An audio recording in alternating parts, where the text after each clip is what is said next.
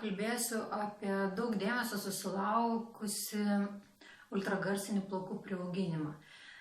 Vizualiai jis atrodo labai panašiai į karštojo priauginimo kapsulės, tačiau tai yra šaltasis plaukų priauginimas.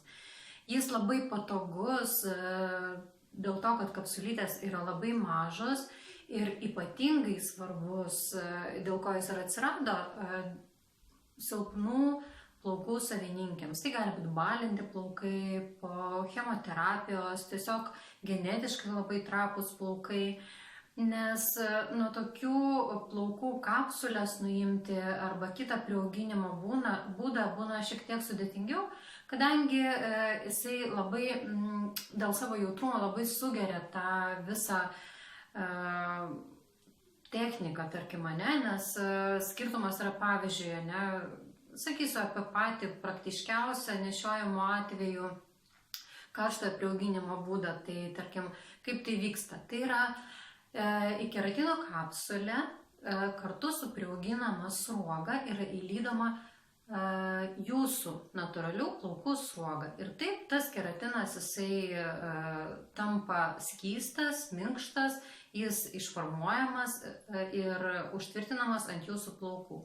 Ultragarso būdu tai yra ta kapsulytė, jinai tampa lyg plastilinas, jinai tiesiog suminkštėja, visiškai neišsilydo ir tokiu būdu ta kapsulytė yra lyg žiedelis, lyg plaukų gumytė kažkokia būtų užtvirtinama ant jūsų sruogos. Tai yra jūsų sruoga yra viduje užfiksuojama suspaudimo būdu.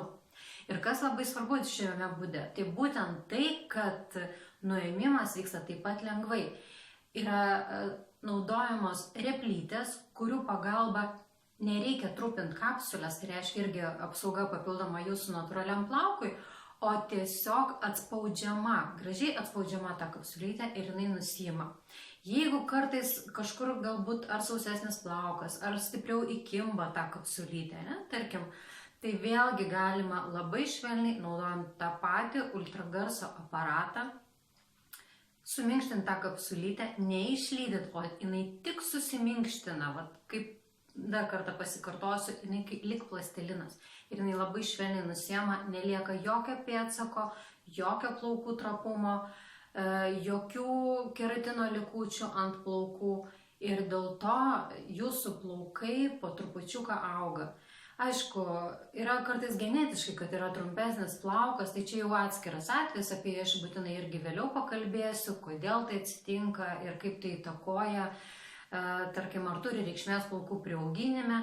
Tai va, šiandien galiu pasakyti tvirtai, kad ultragarsinis plaukų priauginimas, sugalvotas Holivudo meistrais ir atsiradęs 2006 metais, pagaliau pas mus ateina ir aš labai džiaugiuosi, kad vis daugiau norinčių šio būdo išmokti ir žinoma, jūs galite kreiptis visada tiesiogiai į mane.